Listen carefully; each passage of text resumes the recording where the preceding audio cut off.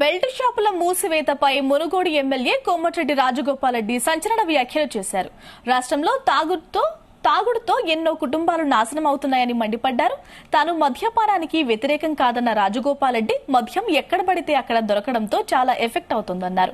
గ్రామాల్లో నాయకులందరూ ఏకమై బెల్ట్ షాపు లేకుండా చేయాలని సూచించారు. ఈ విషయంలో తన పదవి పోయినా పర్వాలేదని, బెల్ట్ షాపులు మాత్రం మూసివేయాల్సిందేనంటూ స్పష్టం చేశారు. ఈ ఉద్యమం మునుగోడు నుంచే మొదలవ్వాలని, ప్రతి గ్రామంలో 10 మందితో ఒక కమిటీ వేయాలని ఎమ్మెల్యే కోమటిరెడ్డి రాజగోపాల్ రెడ్డి వ్యాఖ్యానించారు. ఎమ్మడే పోలీసులకు ఫోన్ చేయాలి, ఎక్సైజ్ వాళ్ళకి ఫోన్ చేయాలి.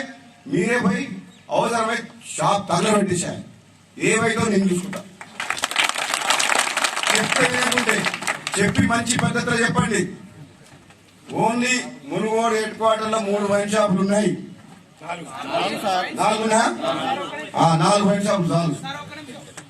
బాధ్యత మన సైన్యం మీద ఉంది, మీ అందరి మీద ఉంది, మీ మీద ఉంది.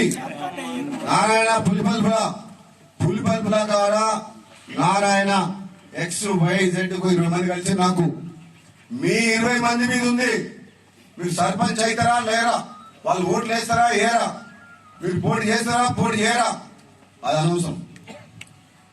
ఇది రాజకీయాలతో సంబంధం లేదు. మొన్న కూడా 10వ తారీఖు నాడు డిసెంబర్ 10 నాడు చాలా క్లియర్ గా చెప్పిన, మళ్ళీ చెప్తున్నా, నా పదవి పోయినా పర్వాలేదు, మళ్ళీ చెప్తున్నా, బెల్ట్ షాపులు తాగుడు మాత్రం బంద్ చేయాలి. మన దగ్గర ఈ విషయంలో మాత్రం రాజీ పడేది లేదు.